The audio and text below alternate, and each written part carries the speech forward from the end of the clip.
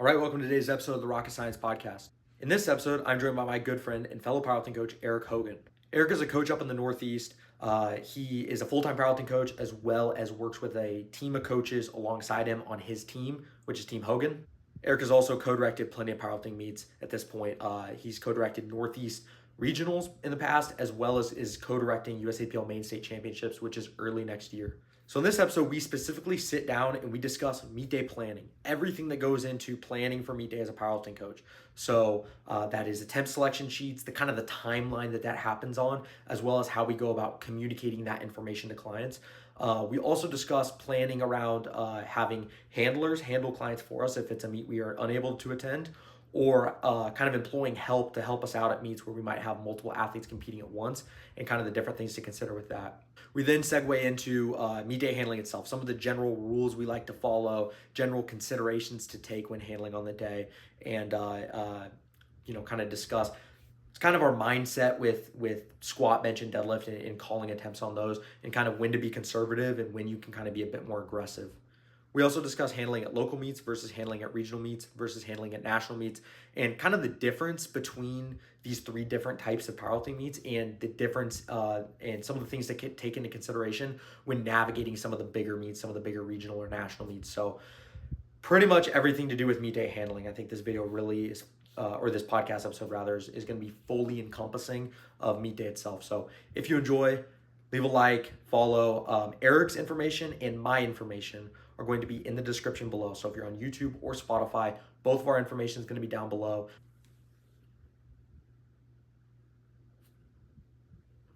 All right. Enjoy the episode. All righty, sir. How are you? My man, I cannot complain. How are you doing? Good. Well, I wanted to have you on. You're one of the people I really wanted to have on since I haven't done one of these in a minute, but when I was doing it more consistently, you were on the list of people I really wanted on because I wanted to talk about meet day stuff with you. So, um, you're someone who's always you have a very big presence in the Northeast, and you're actually directing main states, correct? Yeah, that will be our, what, 21, 22, 23, 24, 25. That will be our actual sixth state championship that we've directed. I'm a Nice. co-director, just to be fair. Andrew Graves also runs it, but yes, Yeah. yeah. Yep. Correct me if I'm wrong. You had a part in regionals a couple years ago. Yep, 2024, the same directing team, me and Andrew Graves, we co-directed Northeast Regionals. And I thought it was one of the better regionals that year. And that was a very interesting foray. You obviously have a big presence up in the Northeast, and it always seems like in our group chat, it always seems that you're always handling like multiple athletes at a time. So that's one of the topics I want to cover. But I Yeah. wanted to start, like, we're just going to cover meet day handling stuff. I wanted to start just kind of covering your like general approach into meet day, where what is the communication looking like with athletes? How are you kind of going about discussing athlete goals? And then what is your attempt sheet kind of looking like? What's that preparation look like on paper? And then like from a communication standpoint on your end, how are you kind of sharing that with athletes? So um, if you want to go ahead and kind of get started with that. Yeah, I mean, I think the biggest thing that I have learned, carrying as many athletes as I do to meets and coaching for as long as I have is basically, it's very rudimentary, preparing for every scenario, and preparing well ahead of time. You're probably, I don't know, anywhere between 70 or 80% ahead of the game. And that's basically what I kind of rest my laurels on, right? I personally feel with me, and it's not to say I do it better than other people, but I know that I am, prepared for legitimately everything. So I think that's like the first when I think of meet day, when I think of the process of meet day, I think about being prepared because you know as well as I know, people show up to meets all the time completely unprepared. People with coaches show up to meets completely unprepared. And I just think that ruins the flow. And again, you probably have noticed this as well. And it's not necessarily that it's like a bad thing to show up to a meetup, especially if you're a, I don't know, first time lifter or whatever. But especially if you have a coach with you and you don't know what your warm-ups are, you don't know the kilo conversions and stuff like that. It ruins the flow for everyone who actually knows what they're doing, or and maybe that's a little bit harsh, but at least has a plan. And I think you can always deviate from the plan, right? So I guess from a communication standpoint, how I go about doing things, right? It depends on how the athlete, is preparing for the meet, right? Are we doing the whole, and this could probably be a tangent, we won't go down this, but are they doing like a peak and taper? They're taking all the heavy lifts a week out. Are they training in? Or do we get all of that data from a block out? Generally speaking, I have a good idea of where attempts are going to lie, even if we're doing like a big peak and taper around a block out. Now, it's not to say I'm married to those numbers because obviously things happen. Um, but generally speaking, that's when I like to start the process. Now, I can't do that to the minute detail with everyone, but I like to start early. So in my attempt sheets, I have there's a cell in particular for heaviest lift of the preparation, right? And especially if someone's doing a train-in model, as soon as they take those heavy lifts a block out, I'm plugging in 132 and a half kilos for one at 8 RPE, one block out. And then I'll also, when by the time we get to a week out, I'll add those numbers just so I can compare. Um, and like I said, I just feel like it's really, really important to get a leg up when it comes to stuff like that. When it comes to communication, and this has changed over the years. I used to be very, very interactive in the sense, or collaborative is a better word, when it came to designing attempts, right? Of course, I am always taking I'm here almost like a shepherd, right? We're there to see our athletes' goals. Sometimes we have to save people from themselves, Mhm. right? Yeah. If your best lift of prep was 250 kilograms and it was hard, you're probably not getting 275 on the platform, right? We could probably be realistic with that. Um, but I think in general, I used to be more collaborative with like, what do you think, X, Y, and Z? I feel pretty confident in designing a meet day plan at this point. There'll be deviations, right? If someone's not comfortable with a certain jump or something like that. But generally speaking, I'm not allowing the athlete to write the meet day plan, or else, you wouldn't have a coach if you could do everything yourself. Um, and then, I guess just from a designing standpoint, and I don't know how you do it, Jake, and maybe you could speak on this. I don't know if you have talked about this.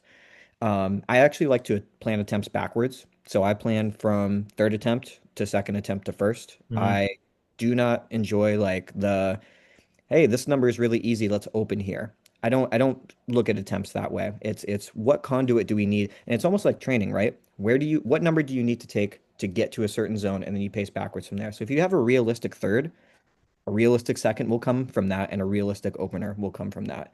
Um, and yeah, I think that that's the general gist. And we do our best to, um, you know, be collaborative. But at the end of the day, I think my athletes understand that, like, hey, I have final say.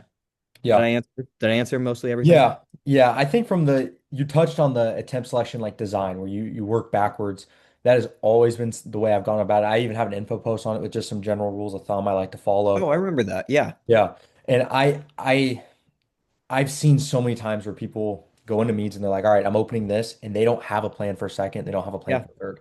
And it's just a guessing game. And you got to work backwards. You got to know where are we trying to end? How are we going to get there? And what kind of jumps are we going to take to kind of set us up for this end range? I'm usually, having a target range to end, right? Where I have my plan. Maybe if things are going really, really well, I got that high end plan, and if things are going maybe not as well, I have the low end plan. Um, and then from there, I'm just working backwards. Um, with that attempt sheet, I'm assuming, I mean, I'm sure you're planning warm-ups in there as well. Yes, so that's the other thing. I'm very, very passionate about having warm-ups.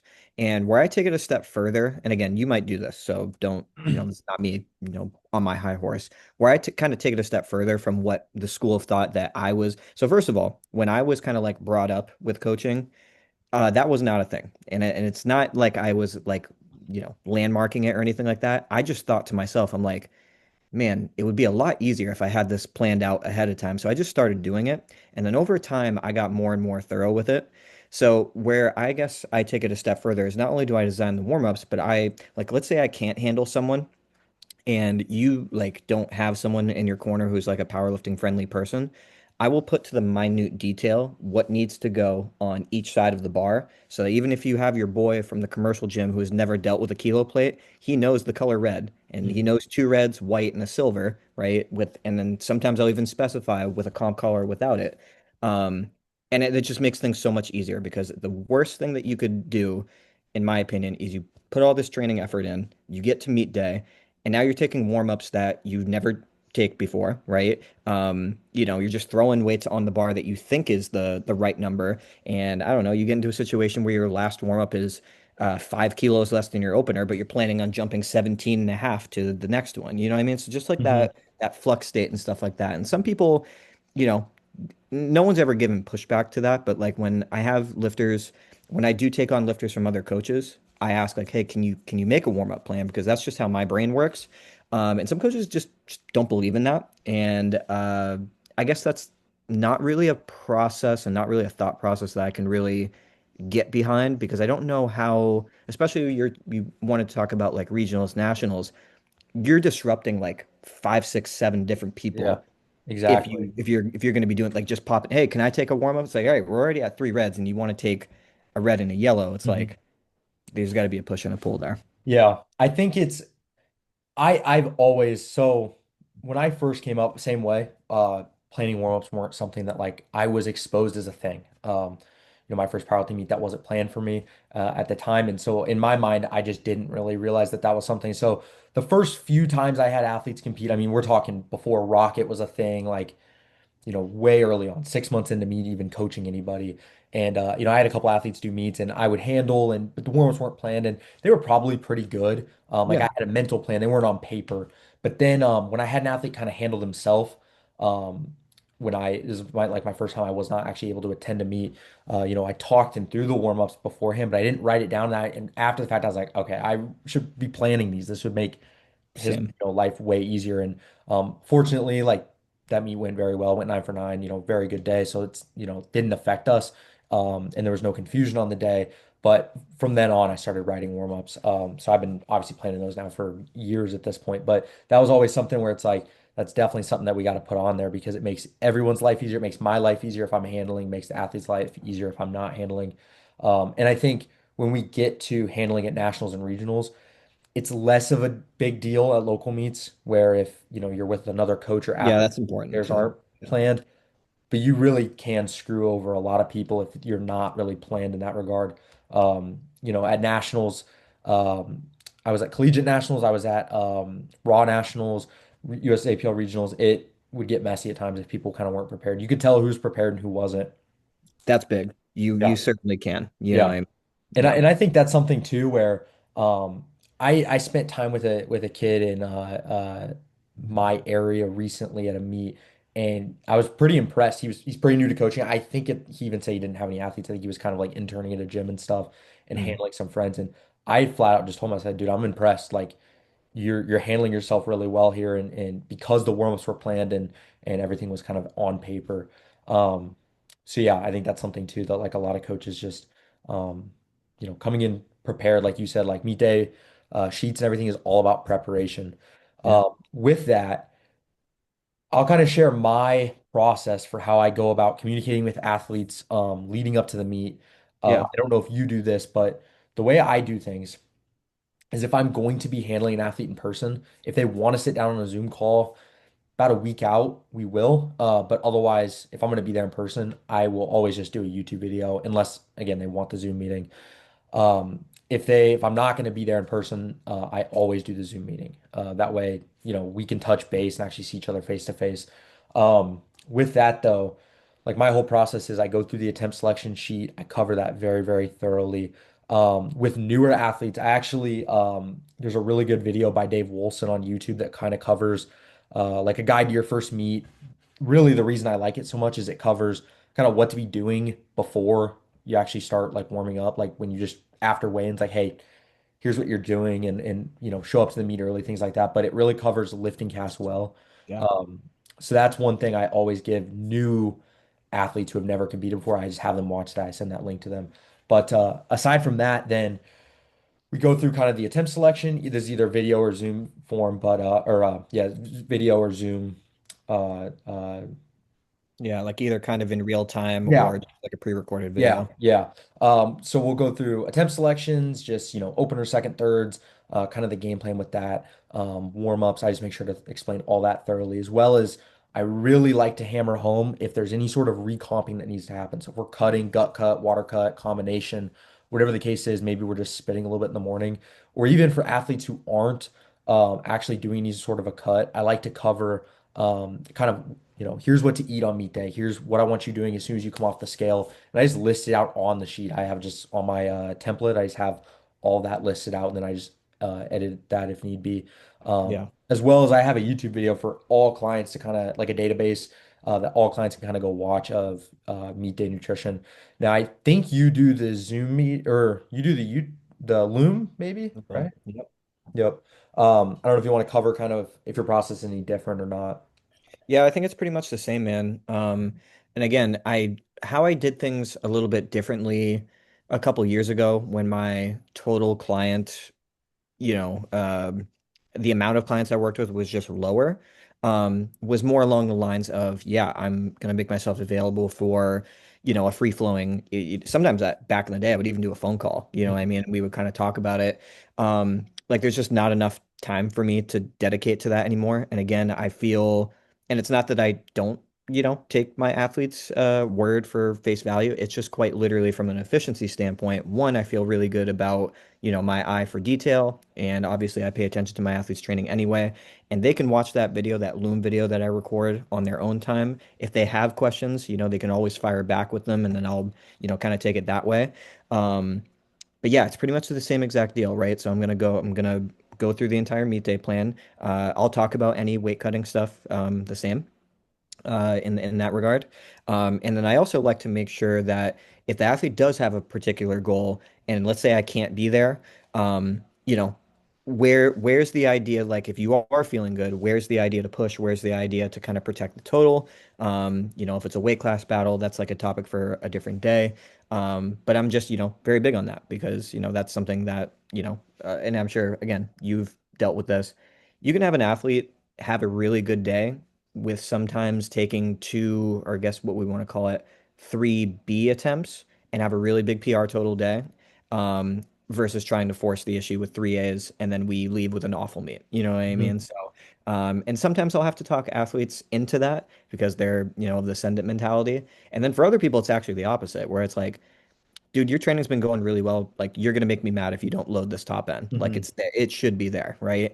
Um, so yeah, I think it's pretty much the same. And I will, don't get me wrong, like if it's a really big competition, we need to do some game day scouting.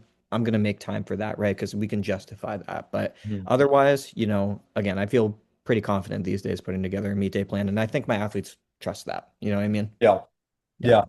Yeah. Um, you touched on it where kind of having to explain to people that, you know, if you force the issue, like I always tell people, mislifts don't count, right? Yep. You can be really, really strong, but if you load the high end, the plan A, when you probably should have just loaded plan B and you would have hit plan B and you missed plan A, you're stuck with the second attempt. And I don't know if you do this, but I will actually, if I'm not going to be there in person, I will try to put in some parameters in place, just attempt rules.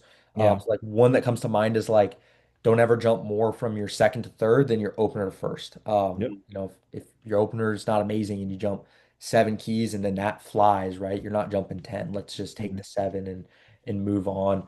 So that's one that comes to mind. I'll throw some in there regarding like, okay, if you miss your opener on a technicality, you That's important too. you can Yeah. go up, but it's a case of like, we don't want to be too risky, right? Where, if you squat high, probably don't want to go up. But if you do something such as like you just jump a command and it flies, right? Okay, we could probably safely go up. But I always tell people at that point, play it conservative. We don't want to cut off any chance at like a third attempt on our sheet. We don't want to get stuck with second attempt weight, but we probably aren't going to be pushing the pace of where that third attempt will be at that point.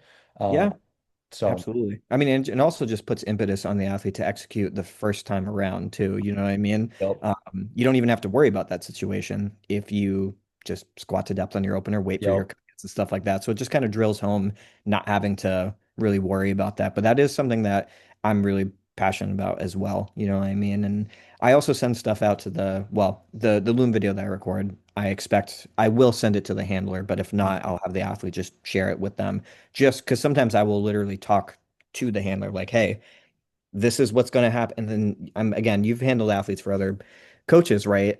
You see them move and it looks disproportionately different to what the plan kind of says.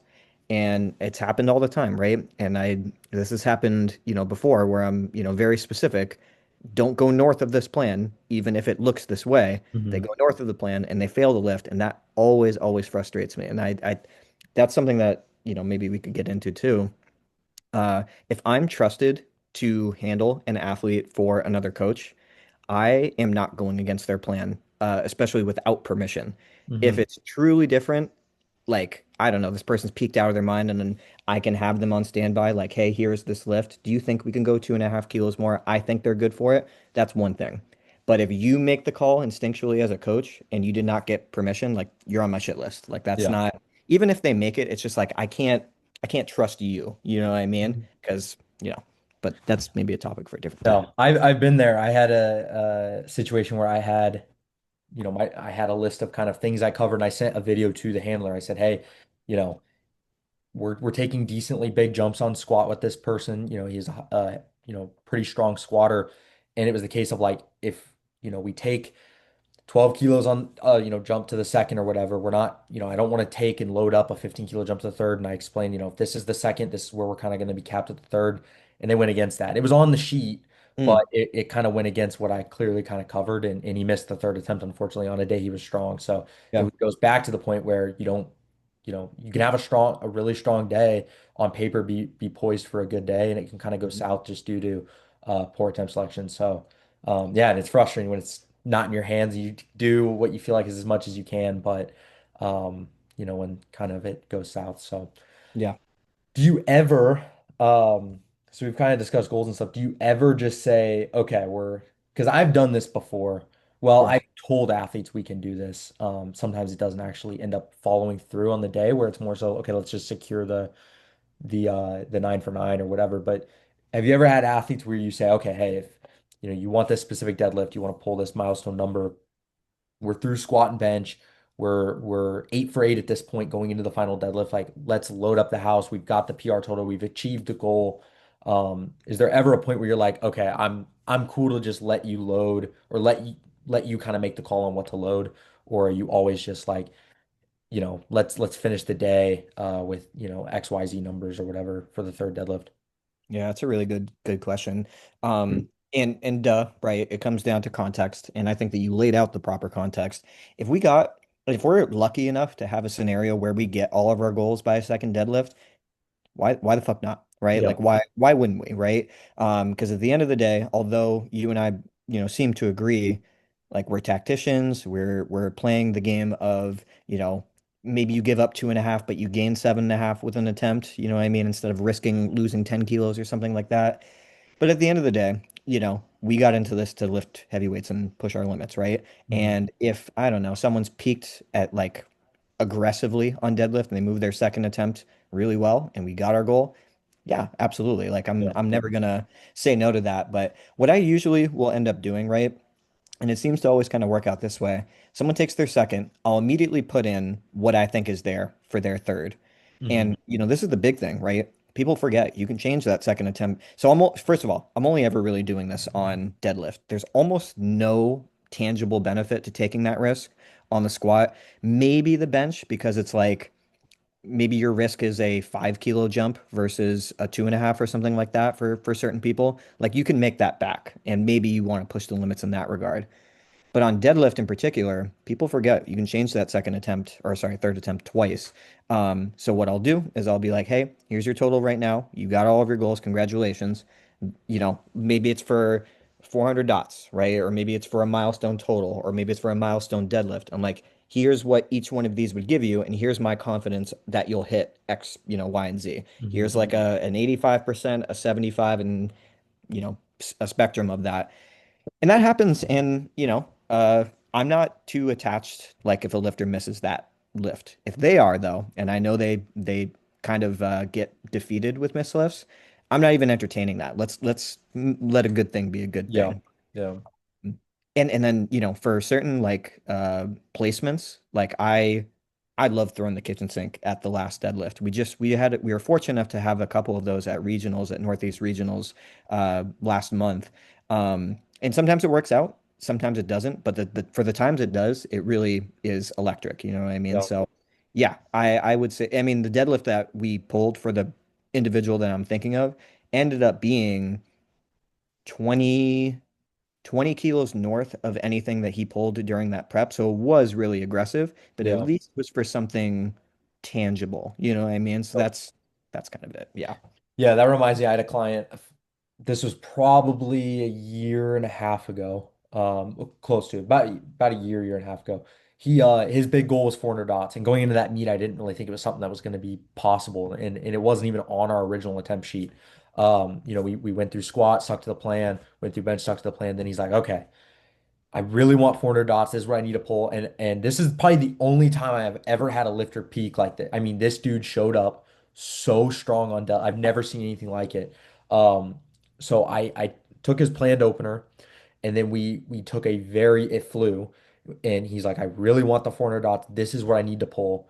And so we took a very aggressive jump to the second to set him up. And what I told him, I said, if the second goes poorly, we revert back to my original plan. Third attempt, we'll take a small jump, jump 5 keys or whatever it Yeah. was, because we were taking a very aggressive second. So it really was very heavy in comparison to what the planned second was. He smoked it. I'm like, all right, here we go. We'll load it up. And I think it was like a 17 kilo all-time PR. I've never had anyone. It's insane. To this day, I Yeah. don't understand how he just showed up and did that, but it was a very cool moment. Um, and yeah, so I'm definitely someone who will. The deadlift is really the only lift I'm going to do that. Now, you touched on it. You're never going to be risky with squat, and I agree completely. And then you follow that up with bench. Sometimes you can roll the dice a little bit. And this is always something I've thought about is if there's a situation where I'm between, because a lot of times with bench, smaller lift, smaller load, so Yep. your jumps are going to be smaller, right? Yep. So if I'm going from maybe a 7 kilo jump to the second attempt or whatever. If I'm between, okay, we're gonna jump 5 or 2.5 to the third in when we study the second, a lot of times I'm gonna roll the dice and take five, unless I know five's not gonna be there. If I'm between the two, Yeah. usually I'll go to the smaller number, but on bench, I'll just roll the dice and go five because I figure if we miss, we're losing out on potentially like 2 kilos, right? Right. We can make back on a deadlift or whatever the case may be. Obviously, maybe if we're in a head to head, I'm not going to do that. But if we're just, at a low. Yeah. Context matters. Yep, yep. Yeah. So I'll do that a lot, and that's something where it's like I'm cool taking a risk on bench. Um, Deadlift though is the lift where I'm sometimes I will give the lifter that opportunity to kind of load the YOLO. Yeah. Context And matters though, so I mean, and then the reason why I don't, I mean, even for people who are awesome at squat, it's just almost is never worth the actual risk because okay, and everyone loves to see a squat grind, right? Like that's besides like a deadlift pull for the win or something like that, that usually gets like the most interaction, right? Was like a crazy squat grind. And it's like, cool, we broke through and we took the risk and we hit the squat grind. All right, now your back is cramping the fuck up on bench. And we miss our second or something like that. And we're torched for deadlift and we miss our third deadlift. And it's like, okay, well, we could have took maybe 2.5 or 5 kilos less, assuming it was a PR still, and maybe we would have hit that third bench or not, cramped or something like that. And then also, like a lot of the times, if you're taking like a, deadlift jump approach on squat, if you jump 10 kilos, 12.5 kilos, 15 kilos from your second to third, and you miss it, but you had 7.5 kilos, well, you lost what? An effective, whatever that spread ends up being, the meet almost ends up being over before it begins. You yep. know what I mean? And I think that and I'll be fully transparent. Sometimes that mindset has come back to haunt me. Sometimes I've been too conservative with a squat third attempt and watching it in retrospect. And in hindsight's always 2020, as you Mhm. know. But, looking back on it, I'm like, man, I jumped only five when I could have gave him an extra 7.5 or sometimes even 10. Um, and kind of bites us in the ass. But I would almost always rather have it be at the end. At least we have even if the person's not like a great deadlifter, at least we had a shot all the way to the end versus the meet's already over before it begins because we took a 12.5 kilo jump and we're already behind and they don't have the deadlift to make it up. So it's like I don't ever really think it's a great idea to, sell the bag on squat. Yeah. Squat sets the tone. That's why I think about it. Like, I mean, if someone has a squat they're not happy with, then now they're carrying, physically, like you mentioned, the back cramping or whatever, but mentally they carry that into bench now. Is squat didn't go well, they carry that into bench. If that doesn't go well, now they carry both those into deadlift versus even if someone has a good, they hit all three squats, They're happy with the outcome of that. Even if we leave some kilos in the tank, even if you miss a bench, like a lot of people aren't going to get mentally destroyed by a missed bench. And because again, like I mentioned, smaller lift, you're leaving less on the table. They still have that mental high off the squat carrying into deadlift. So it seems like I think Sean Noriega's even mentioned like when he has a good squat to start the meet, the rest of it's like, okay, that's the hard part. It's done and the tone has been set. If I'm strong on squat, I'm probably going to feel good on deadlift as well. 'Cause Yep. the two kind of carry some, there's some fatigue carryover and whatnot, performance carryover. So, um, yeah, I agree wholeheartedly with that. Yeah. I want to ask you, this just came into my head. Yeah.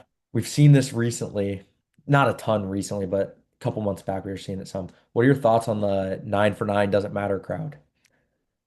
They're very dumb. Yeah. Yeah. Agreed. I don't agree with that mindset. And it's not that I think 9 for 9 is the only goal that you'd ever have carrying to a powerlifting meet, but I don't see a world in which having that be a goal is ever a bad thing. Mhm. You know what I mean? Um, I mean, I could rant about it, but what more? I mean, I don't Yeah. agree with it. That's not my school thinking. Yeah, well, like I mentioned, missed lifts don't count. The goal, should be to hit all your lifts, I think. And there's been different arguments like brought up and stuff, but they never made a ton of sense to me. You know, Yeah, I mean, I don't yeah. necessarily, So, I mean, I understand the thought process just to try to remain as objective as possible and try to take my bias out of it. I guess I understand the aspect of if you're thinking about, being paralysis by analysis, yeah, if you're having your mind that like I got to make all of my lifts, then you're probably going to leave something in the tank to be desired. mhm. This is my whole counter argument, right? Powerlifting is a pay to play sport, right? When we go to a local meet, a lot of times, I mean, I don't know what registration is for where you are, but let's on a conservative side, let's say registration is $110, right? You got to buy a singlet for it. You got to buy a membership for the federation. You're already at close to $200, and that's not even with um, knee sleeves and all of the other stuff that I guess is not technically necessary, but like most people who are gonna bother to do a powerlifting meet are gonna buy some knee sleeves, gonna buy a belt, right? And you're gonna go through all of that with the mindset of I'm just gonna freaking set. You could do that in the gym for Yeah. free, right? With your $25 commercial gym membership. You could do that, not have to buy any of that stuff, and you can do that as many times as you want. You don't have to be judged for it. You don't have to do it on someone else's time. Like that's just so foreign to like my line of thinking, right? And I come from like a traditional sports background, and it's almost like the way that I kind of see it, and has always resonated in my head, it would be like so I played American football. Hmm. It would be like having a full contact live 4 quarter game scrimmage for football, like without any tangible benefit. You know what I mean? And it's just Yeah. you would never do that, right? Um, so yeah, I mean, it's just it's not the mindset that I come from. I've taken some flack for it, but I don't care, That's and I know you do. crazy that the fact that you've taken flack for that. Um, I think the only You know argument, me, man, the limiter. the limiter, uh, Yeah. the only argument I think I could kind of understand is okay, instead of thinking as okay, the goal is to go 9 for 9, the goal is to hit the biggest total possible, which would Mhm. inherently mean you need to hit a squat, a bench, and a deadlift that are very close, if not completely empty the tank. So you could inherently go like 6 for 6 and do that, on second attempts or whatever. But like, I just think it's better to just do it on your thirds instead of grinding out your seconds and having to scratch or load up a miss. You know what I mean? That's the only argument I could see is that. Um, Yeah.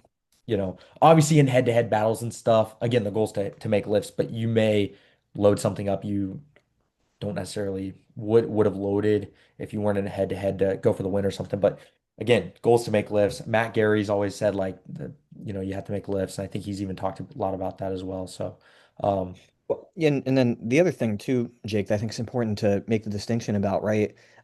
If you view powerlifting as like purely a hobby-based thing, so first of all, if you have that mindset of like I'm gonna send in all 3 lifts, do it. Like yeah. you are entitled, especially if you pay for a meet, do it how you want. You don't have to and especially I think clients who work with me know my mindset. I'm very, very upfront and I'm very honest with what my mindset is well ahead of time. If that doesn't align for you, one, you don't have to work with me, but two, I got to be honest with you, I don't think you're probably going to end up doing a whole lot of these powerlifting meets. You're probably going to do two to three. When you stop making progress, you're going to be the type of person that's out of this game, Hmm. right? Um, and yeah, I mean, context matters a lot here because we just don't really have, and I say this super, super respectfully. At a local meet, you know, what it's not me saying like what is the point, but like if there's no tangible like at regionals or something like that, now that we have like battle of the regions for the Arnold, right? Or a medal, you know what I mean? And maybe a little janky medal is not as important, but like being on the podium is important to people. Hmm. Like those are things to me, yes, take that risk. It's worth it. That's a sport. That's whatever. I almost look at local meets these days, especially for people who are well seasoned, as good guess and checks under proper ruling. So it's almost like Yeah. taking a mock meet on the platform, Yeah. which kind of sounds like an oxymoron, but I think you understand what I'm kind of Or getting almost at. like a preseason game for an athlete, you know what I mean? We're Preseason, that's going a in, great we're way to testing put it. things, Yeah, whatever. So, exactly. um, yeah, I would agree with that. And I think again, context matters too. Some people that local meet is their big meet. They may not go to regionals or nationals too. So, Exactly. maybe we Exactly. are rolling the dice a little more. But at the end of the day, I'm a big fan of hit as many lifts as possible. And I almost always say that exact thing to people is, hey, we're gonna try to hit as many lifts as we can on meet day, and we're not gonna you know, I would never go into a meet, even if it like the person wants to send it. I'm not gonna, the goal is never gonna be to go 6 for 9 or 7 for 9. The yeah, goal every single time is to go 9 for 9. Hey, if it doesn't happen, it doesn't happen. But I just don't like generally speaking, you're probably gonna get a bigger total if you go 9 for 9. Yeah, there's some cases where people have gone 6 for 9, 7 for 9 and hit like a really big milestone total. Okay, well they missed some lifts. They could have hit something maybe heavier yep. if they made better attempt selection. So it's like that doesn't really sell me, right? On that mindset. Yeah, someone was looking. This was probably a couple of years ago, but someone was looking at all the IPF. It was from Worlds. I don't remember what Worlds, but it was Worlds of that year. And they were looking at all the different, or maybe it was Sheffield. They were Yeah. looking at made lifts. You see a lot of 9 for 9, 8 for 9, 9 for 9, 7 for 9, 9 for 9. Just a lot of made lifts. Hmm. I think it was like one person was in the top five, and they went like 5 or 6 for 9. Uh, Right. so I mean, making lifts leads to better outcomes. Hmm. Pretty much every way. I can't really think of a uh, anything that would go against that.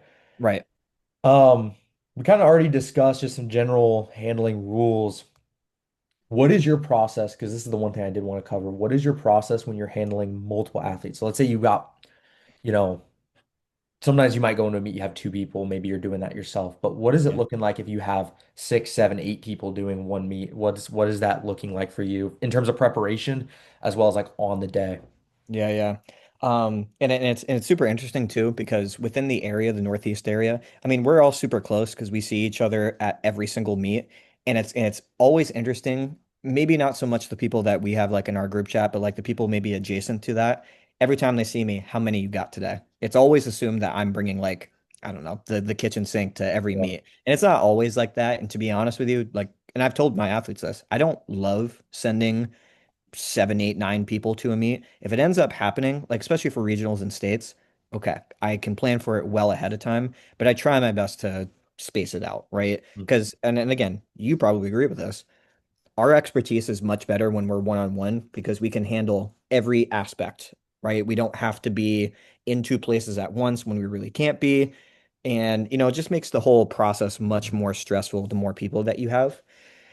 So when I have like these bigger group meets, so I guess we'll kind of call that like anything more than, well, let's just call it like the state championship or regionals where I'll send double digits, right? Mhm. The process of planning for that is almost like a separate entity, right?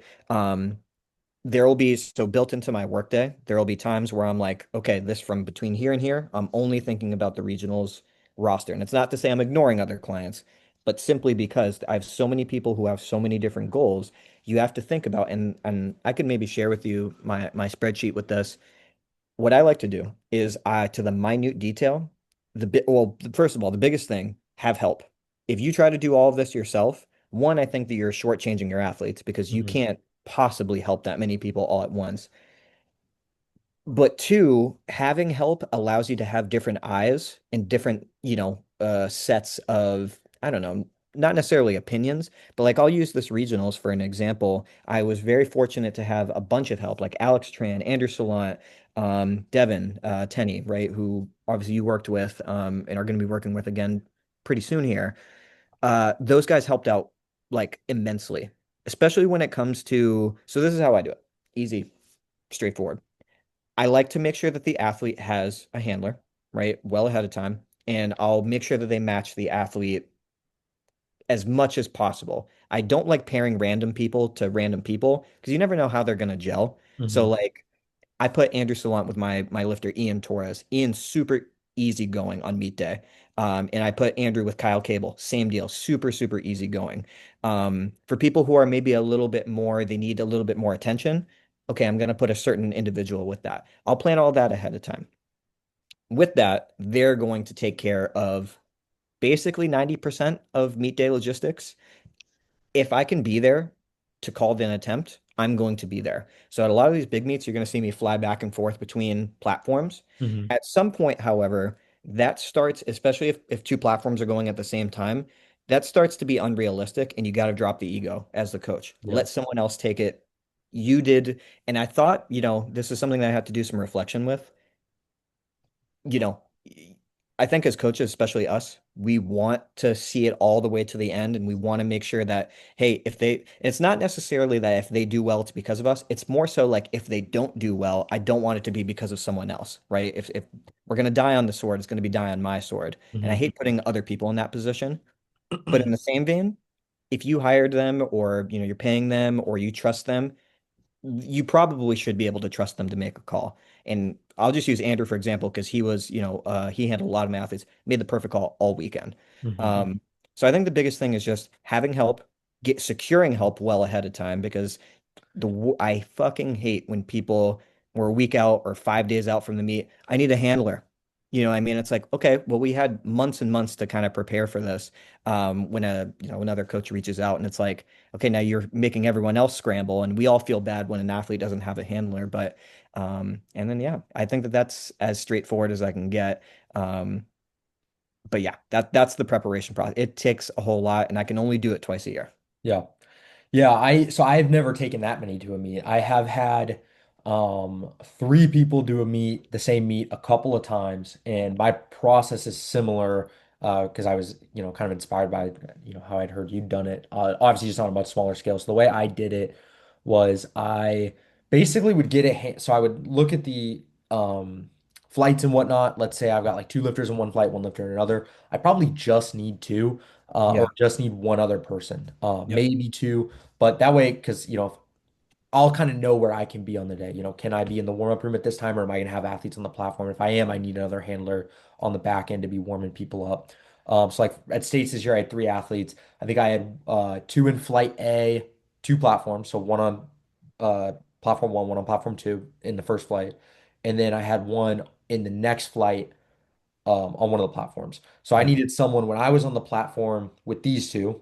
I needed someone paired with one person, someone paired with the other, so that we could kind of make sure that if they were going at the same time, and at one point they did, someone was there to call those attempts, and then I have Yeah. someone warming him up, and then when I was just with him solo, when he came in that second flight for his attempts, I also did the whole YouTube video thing, and just I said, hey, I don't think you're gonna have to call any attempts on the day in your scenario, but I'm gonna share the attempts anyways in case you are put in that situation because you never know Comes what's gonna back happen. I mean, it So comes back to the first piece, right? Just be prepared for everything. There's no possible scenario that being prepared for every scenario goes south. You know what I yeah, mean? yep. The worst thing that you can have on meet day is panic, Mhm. right? I wasn't prepared for this. What do I do? That's the worst thing. And I would say 9.5 times out of 10, it's preventable. Yeah.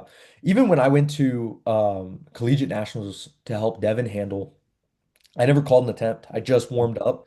But I was still briefed very extensively on those athletes' attempt selections, even though I just warmed them up. So and it made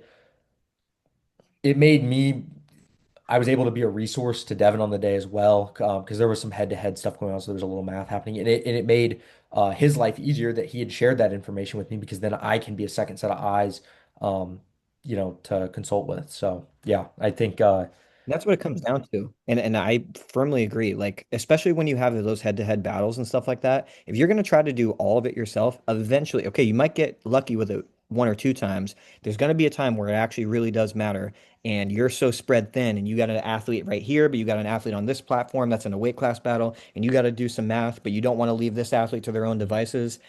It starts to become selfish at that point. Like, get Yeah. some help, allow someone else to help you. So, and then the other thing that I was just kind of thinking of as we were talking about this is why it's so important to establish connections as a coach, right?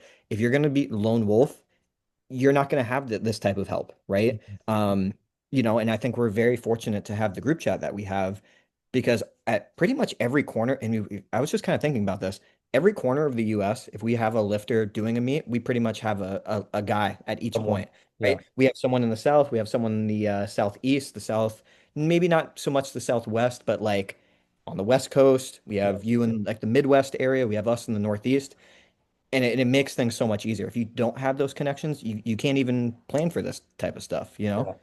That's a good point. I was actually going to DM Tyler and ask him if he's going to be at a meet or if he's near a meet in Texas. Phenomenal coach, by the way. What's I don't know up? how to pronounce phenomenal coach, by the way. I don't know how to pronounce his last name. I think it's Long Garage. Longraj. Yep. Okay. Yeah, Tyler's the GOAT. Tyler's the Yeah. GOAT. Great. I love him.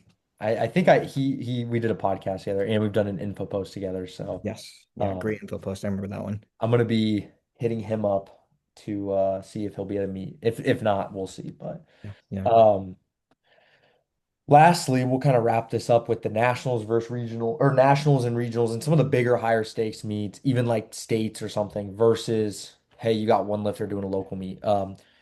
What is there any mindset difference with that? What is the I mean, the level of preparation is probably similar, maybe a little more aggressive because of more athletes or whatever at some of the bigger meets. Yeah. But what differences have you noticed? Because this is one thing, we all started handling at local meets, and I remember when I went to my first nationals in Salt Lake City at Raw Nationals, that was an experience. I was very well prepared, but it you have to do it to kind of really know what you're getting into. And 100%. Yeah. we had a good day, but now going into those meets, I know what I'm doing fully now. So I don't know if there's anything that sticks out to you as like something you have to kind of additionally take into account. Yeah. I think at the end of the day, and duh, right? And I keep referring back to this. A powerlifting meet is a powerlifting meet, no matter which way you skin the cat. So, like the things that apply to local meet, I'm gonna say everything that does apply to a local meet applies to a national or regional, just a bigger meet. That being said, there is add-ons, and I think the little things. One is like there's exponentially more people. So you need to be able to be on your shit with getting to the warm-up room on time. Because you can kind of show up to the warm-up room right when you're supposed to start warming up at a local meet and you'll be fine. You're fucked if you do that at Right. a national meet. You might not even be able to get on a rack and then you're that weird person who's on the side, hey, can we work in? It's like, well, we already have seven people. And it's like, all right, well, every other rack somehow has seven people. Can we work in? And it's you're fighting a losing battle when you Yeah. start in that direction. Um, but I think the biggest thing is like, yeah, there's multiple platforms. So little things like, and it sounds rudimentary, but it is a real thing. Like knowing well ahead of time where you need to be to enter the platform, because a lot of times it's not super intuitive. Having your attempt cards ready, because sometimes people don't, do attempt cards at local or state meets, and that is like a big, efficiency thing is just making sure those cards are prepared. But other than that, like you just need to be, and this is why I think it's important to kind of grease the groove of those skills at a local meet and a state meet. Little things like you got to be good with the combo rack and make sure that you can work in and load bars efficiently and time warm-ups efficiently. Because if you don't have that skill by the time you get to that point, because like you said, I think you're as prepared as everyone else. At some point, you got to throw yourself into the deep end and just do it because it is different, right? Um, I remember at 2024 Nationals, which ended up that was my second Raw Nationals, but I think like my fourth national meet that I handled at. And I was working in with Sean Noriega, who I'm sure everyone who listens to this podcast knows. He's very militant, right? He's very type A, right? And not in a bad way, right? He just knows that he needs to get his lifter ready, and he's on it. If I was not on it, there's no way that my lifter was going to get warmed up. And I don't say that in a way that like he was barring us, but like he has a very specific way about doing things, and I was able to match that. There are other people around us who very clearly did not have a plan or have like a sound plan, and they got left behind, Yep. right? And unfortunately, that's the reality with this. At the end of the day, a lot of us get paid to handle. Some people don't charge for handling. That's completely okay. Topic for a different day. But a lot of us get paid to handle, or specifically paid for that day to handle. And if you're worried about other people, yes, you got to allow other people to warm in. That's not what I'm saying. But if you're kind of like focused on something else that's not the person who's paying for you, like you're shortchanging them. So Yep. that is probably the only difference is you just got to be really, really locked into your person and your people and be really, really good with all of the other stuff. And then math stuff, but that's like weight class battle contingent. Yeah. You brought up the attempt cards. I did not even know that was a thing. I I knew it didn't was either a when I first thing. started. Yeah. I knew it was a thing for like the primetime sessions and stuff because I'd heard people Yep. say, "Oh, I put the wrong card in" or whatever. Yep. But I didn't know like because we don't do them here. You Yeah. just tell the person what you want to put on, and Horrible. Yep. take my word. So I remember when I first was at nationals, came off the platform after the opener squat. I told them like you have to write it down. So I was like, oh, so I wrote it down, and then from there I just started prepping those cards. But that's one that comes to mind. And yeah, the warm up room to me, you just have to be more on top of things. Yeah. Getting there early is a big one. Just get a spot on a rack. Claim a rack that you can have a spot on. Yeah. And then just being well prepared. It drives me nuts when I'm with people at like, I don't mind if it's a local meet, but bigger meets where like, you know, the meet's going and there's five, six, seven, eight people on a rack or whatever the case is, and everyone's got to get their warm-ups in, and people don't know what they're going to take. They don't know when they're going to go. They don't know what they're going to load on the bar. They don't Yeah. have it planned in kilos. When someone's like, Which is we're inexcusable. all, That's yeah, inexcusable in my opinion. I'm sorry, well, especially for national meet. yeah, and Yeah, I'll get to that. But like when we're at when everyone on the platform is talking about or on the rack is talking about, hey, I need 100 kilos. Hey, I need 120, and someone comes up, they're like, I need 240 pounds. It's like, what is that? yeah, I can figure it out for you, but it is frustrating. Um, that's another pet peeve of mine is people, and even I get it at local meets to an extent, but I've seen like seasoned coaches at local meets use the attempt kilo conversion chart, and it drives me nuts. It's like, dude, yeah, you could just write this down beforehand and it'd save you more time. absolutely. It doesn't affect me if you're using it for your athletes attempts, but it's like it would save you time to just know this is the game plan and it's written in kilos. Because some coaches I think just make their attempt sheet in pounds, which doesn't make any sense to me. The But sport's yeah, not changing, right? It's I think technically speaking, you can in the USAPL rule book, we're talking about USAPL, I guess only right now, but I think you can run a meet on pound plates. I have never, in since I've never seen 2018, that. I've never seen a meet be on pound plates. There's one meet that I know of that happened in 2014 that Jesse Norris did on pound plates. But other than that, it's not happening, right? So I don't know. That to me, that's just laziness. Yeah, the only meat around here they use calibrated pound plates. They're Rogue pound calibrated plates. So they're reds and blues and stuff, but like it's 55 pounds, not Yeah. 25 So they kilos. have those at my gym. Yeah. Yep. And there's one unsanctioned meet in Omaha in my area that does that each year. Right. Which is it's weird to even prepare for mentally because my brain is in kilos at this point where I'm like, okay, well, we're not gonna jump 2.5 kilos. We're gonna jump 5 pounds. It's odd. Yeah. Yeah. But even on my attempt sheet, like I'll plan it in kilos, but I have the pounds there just for the athlete or whatever. I My do too. brain at this point, I don't know if Yep. you're like this. My brain is, I think, on kilos now. People tell me I squat 485. It's like, dude, I don't know what that is. Like, you got to Yeah. tell me, oh, you squat 220, 220. Okay. Good point. Yeah. That Yeah. clicks with me now. And Um, that's what the rest of the world is like. It's like literally I pretty know. much just the North American area, or maybe even just the United States that, leans towards the imperial side. But I will say, like, I mean, and what I think is super, super cool though, is like when I'm working with someone who's like very kilo friendly, they don't have like those really aggressive, like, oh my God, this is my only goal denominations when it comes to single lifts, 600 pounds, 500 pounds, stuff like that. Because 227.5 sounds way less sexy than 500 pounds. You Yep. know what I mean? Um, and I actually think that's a good thing about kilograms and stuff like that. People like colors too, you know what I mean? Yeah. So Yeah. four reds applies and stuff like that. So I yeah. think oh, what was I gonna say? Oh, for lifting, it kind of makes, I don't know, in my mind, this isn't actually anything that's that important, but in my mind, you take 2.5 kilo jumps, everything's like nice and even Yeah. versus pounds. It just kind of gets weird to me in pounds. Yeah. I don't know. I mean, you throw reds on, it's plus 50 kilos, not 90 pounds. It just Yeah. seems like a nicer scale to use. So Absolutely. Yeah. we kind of covered everything I wanted to talk about. Did you have anything else you wanted to add about anything specifically?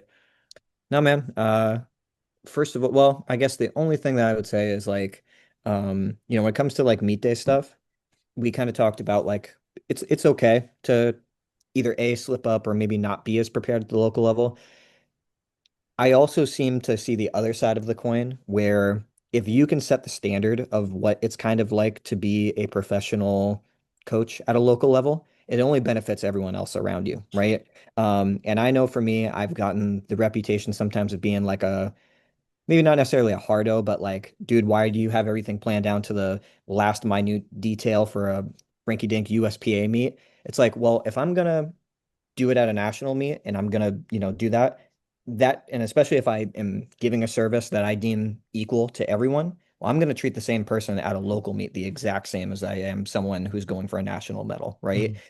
And I also think it affects the people around you. So, and like in your scenario and stuff like that, as you're coming up in the sport, and who's to say that like I'm at like status or anything like that? I don't think that that's appropriate for me to say, but like I really do think that once you have a little bit of influence, you can very easily trickle it down, and it just makes what's the saying? Like a rising tide raises all boats. It Mhm. benefits everyone. So Yeah. that's the thing.